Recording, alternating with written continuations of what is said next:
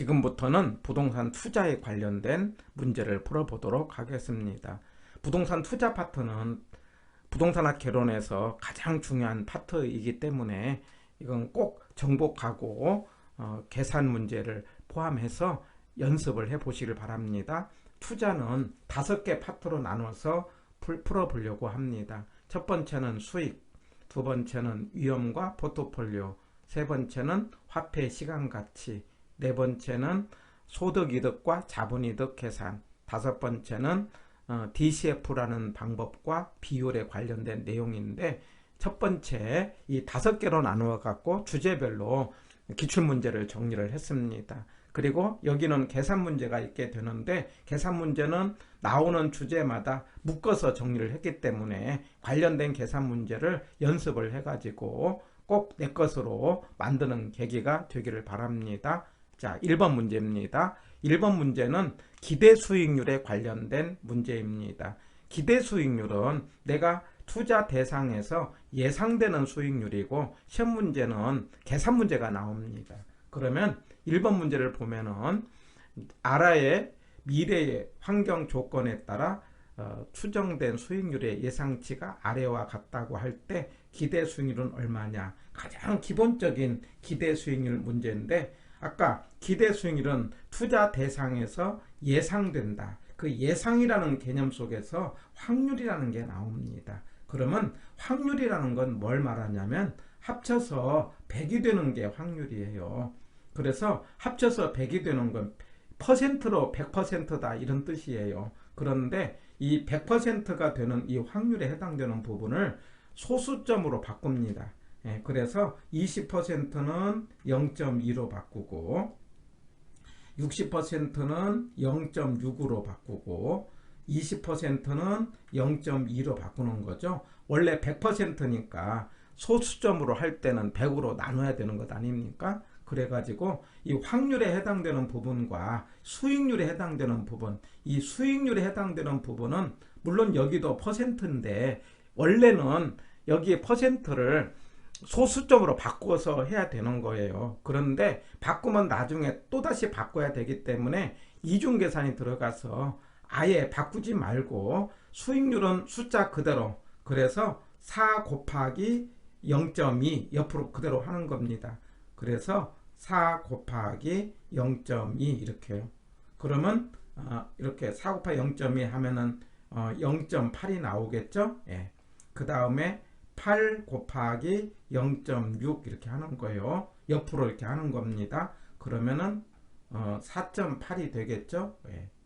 그 다음에 13 곱하기 0.2 이렇게 하는 거죠. 그러면은 2.6이 되겠죠. 그래서 이렇게 곱해 갖고 더하자 이 말이에요. 그래서 곱해서 더한다 이렇게 말을 하는 거고, 이렇게 하는 것을 가중평균이라고 하는 거죠. 이렇게 계산하면은 8.2라는 값이 나옵니다. 그래서 1번 문제를 완벽하게 내 것으로 소화를 해서 기대 수익률을 계산할 때는 확률에 해당되는 부분을 소수점으로 바꾸고 수익률하고 옆으로 곱해서 더한다. 그래서 기대 수익률 그러면 곱해서 더한다. 다 바꾸지 말고 확률에 해당되는 부분 바꿔서 곱해서 더하면은 쉽게 계산이 되는 겁니다. 그래서 1번의 정답은 8.2에 해당되는 4번이 정답이 되겠습니다.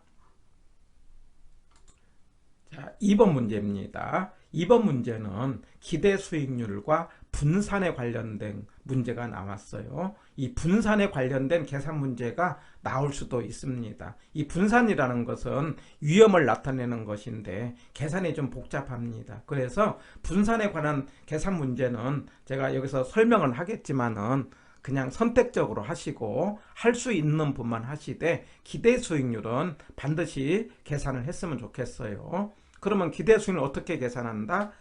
확률에 해당되는 값, 여기 합쳐서 100이 되는 부분을 뭘로 바꾸자? 소수점으로. 30은 뭘로 바꿉니까? 0.3으로. 40은 뭘로 바꿉니까? 0.4로. 또 30은 뭘로 바꿉니까? 0.3으로 바꿔가지고 옆에 수익률은 바꾸지 말고 그대로 하자고 그랬죠? 그래서 10 곱하기 0.3 그러면 3이라는 숫자가 나와요. 계산하면은요. 그 다음에 20 곱하기 0.4 그러면 8이라는 숫자가 나옵니다. 그 다음에 30 곱하기 0.3 이렇게 하면은 9라는 숫자가 나와요. 그래서 3개 숫자를 더하면은 20%가 된다. 이렇게 계산한다는 거. 그래서 여기까지는 누구나가 연습을 해서 내 것으로 계산 문제를 꼭 풀어 가시길 바랍니다. 꼭 기대 수익률은 계산을 해야 되는 겁니다. 자, 그런데 분산은요. 원래 분산이라는 건 흩어지는 정도니까 처음에 평균과 그 다음에 각 사상이라고 해요. 각 부분. 처음에 이제 여기 10%하고 평균이 20%라고 그랬잖아요. 그 평균과 이 수익률의 차를 구합니다. 이 분산을 할 때는 이게 퍼센트를 소수로 바꿔야 돼요. 이렇게. 차를 구해가지고 그 다음에 제곱을 해서 확률을 곱합니다. 그 확률을 곱해서 각 더하는 거죠. 두 번째도 뭐니까 이 20과 20 사이에서 뭐냐면은 차이를 구하고 확률을 곱하고 세 번째도 30과 20 사이의 차이를 구해서 확률을 곱해 갖고 더하면은 분산이 되는 거죠. 그래서 분산은 평균과 각 사상 사이에서 차이를 구해 갖고 제곱을 해서 확률을 곱해서 더한다. 이런 식으로 계산을 하게 되는데 이제 계산 문제를 할 수 있는 분은 연습해서 한번 해 보겠지만은 그러나 분산 계산 문제는 선택적으로 하게 되고 계산하게 되면은 0.6이 나와서 2번의 정답은 1번이 됩니다. 기대 수익률은 반드시 내 것으로 계산을 해 보시기를 바랍니다. 자, 3번 문제입니다. 3번 문제는 기대 수익률이 너무 단순하기 때문에 조금 한 단계 더 넣습니다. 뭘 넣냐면은 중간에 호황과 불황이라는 한 단계를 넣은 거죠. 50%라는 가정이 들어갑니다. 자, 그런데 중간에 50%라는 가정이 들어가면은 반반이니까 이걸 원래 계산할 때는 호황에다가 50% 그러면 여기다가 0.5를 곱하고요. 그 다음에 불황에다가 50% 0.5를 곱해서 두 개를 곱해 갖고 더하면은 되는데 그러니까 6 곱하기 0.5 4 곱하기 0.5 이렇게 하는 겁니다. 그런데 계산할 때는 0.5를 곱해 갖고 더하는 것보다는 두 개를 더해서 2로 나눈 것이 빠르죠. 그래서 50%일 때는 두 숫자를 더해서 6하고 4를 더하면 10이 되지 않습니까? 이걸 2로 나눈 거죠. 그러면 5가 되죠. 이렇게 5. 그 다음에 두 번째는 8하고 4를 더하면 12가 되죠. 2로 나누면 6이 되는 거죠. 그 다음에 세 번째는 10하고 2를 더하면 12가 6이잖아요. 바로 여기다가 이제 여기 확률 이 합쳐서 100이 되는 부분 이 부분을 소수점으로 바꾸자고 그랬죠. 그래서 5 곱하기 0.2 그 다음에 6 곱하기 0.3 그 다음에 6 곱하기 0.5 이렇게 확률에 해당되는 부분을 소수점으로 바꿔갖고 그 다음에 더한다 이 말이죠. 그래서 한 단계 더 넣어갖고 더하면은 5.8이라는 숫자가 나오는 겁니다. 해서 정답은 5번인데 3번 수준까지는 내 것으로 계산을 해 보시길 바랍니다. 50%는 더해서 2로 나눠 가지고 한 번 더 곱한다는 것. 3번의 정답은 5번이었습니다. 자, 4번 문제입니다. 4번 문제도 기대 수익률인데 조건이 50% 50% 이렇게 주었어요. 항상 50 50 줄 때는 어떻게 하자? 이거는 원래 하지 말고 더해서 2로 나누자. 그래가지고 20과 10을 더해서 그럼 30이 2로 나누면 얼마가 되는 겁니까? 15라는 숫자가 나오죠. 그 다음에 70과 30을 더하면 100이고 2로 나누면 50이라는 숫자가 나오죠. 여기다가 확률에 해당되는 여기 40%는 0.4로 확률만 이렇게 바꾸자 이거예요. 60%는 0.6으로 바꿔가지고 곱해서 더했더니 36이라는 숫자가 나옵니다. 그래서 정답은 4번이 된다 이 말이죠. 해서 50% 정도 나오면은 그냥 한 단계 더 하는 것만 생각해서 이런 문제까지는 내 것으로 정리를 하시고 4번의 정답은 4번이 됐습니다. 5번입니다. 이 5번 문제는 이때 확률을 아까 4번까지는 50%를 줬는데 여기는 이제 호황일 때는 40, 불황일 때는 60 이렇게 줬어요. 이렇게 줄 때는 이건 방법이 없습니다. 이거는 호황일 때는 아까 40%로 얼마를 해요? 0.4로 하고요. 그 다음에 60%일 때는 0.6으로 계산을 해야 돼요. 이거는요. 그래서 20 곱하기 0.4 20 곱하기 0.4 그 다음에 10 곱하기 0.6 해서 더하면은 14가 돼요. 그 다음에 두 번째는 25 곱하기 0.4 10 곱하기 0.6 이렇게 하면은 16이 되는 겁니다. 그 다음에 세 번째는 10 곱하기 0.4 그 다음에 8 곱하기 0.6 그러면 8.8이 됩니다. 이렇게 40과 60일 때는 따로따로 곱해야 됩니다. 그런 다음에 이제 그 다음에 어떻게 해요? 여기 이제 100%에 해당되는 이 비중에 해당되는 부분을 소수로 바꿔 갖고 14 곱하기 0.2 그 다음에 16 곱하기 0.3 8.8 곱하기 0.5 해서 3개를 곱해서 더하면은 10이라는 숫자가 나옵니다. 정답은 12%였고 정답은 2번입니다. 5번은 약간 계산이 복잡하지만은 영 못 풀 문제는 아니지 않는가 해서 곱해서 더한다. 그런데 한 단계 더 한다는 거 뭐냐면 호황일 때 0.4 불황일 때 0.6 이렇게 한다는 걸로 문제를 풀어갑니다. 자, 6번 문제입니다. 6번 문제를 30회 때 문제를 냈는데 약간 난이도를 높였어요. 우리가 일반적으로 기대 수익률은 주어진 수치를 곱해서 더했는데 여기는요 곱해서 더했는데 이 가운데 빈칸을 주고 말하자면 전체 기대 수익률이 8%래요. 그러면 가로에 몇 %가 되느냐 이런 문제를 냈어요. 그러면 원래 8이라는 숫자가 나올 때는 곱해서 더한다 이 말 안 했어요. 그러니 20%는 뭘로 바꾸고 0.2 그 다음에 40%는 0.4 또 40%는 0.4 해가지고 가로를 제가 편의상 A라고 했어요. 그러면 0.2 곱하기 4 이렇게요. 그러면 0.8이 됩니다. 그 다음에 0.4 곱하기 A 그럼 0.4A가 되는 거예요. 세 번째는 0.4 곱하기 10 그러면 4가 되는 겁니다. 이렇게 되면은 이거는 어떻게 되는 거니? 이 두 개를 더하면 4.8이잖아요. 그러면은 8에서 4.8을 이쪽으로 빼기를 하는 겁니다. 그러면 이 방정식 푸는 거잖아요. 0.4A는 3.2가 되는 거고 A를 구하려면은 3.2를 0.4로 나누면은 8%가 되는 거죠. 약간 이제 문제를 바꿔 가지고 전체 값을 구한 다음에 이제 중간에 사상을 구하라 이런 문제가 나왔는데 아까 문제의 난이도 높이기 위해서 약간 변형시켰던 문제 속에 들어갑니다. 정답은 3번이 되는 거죠.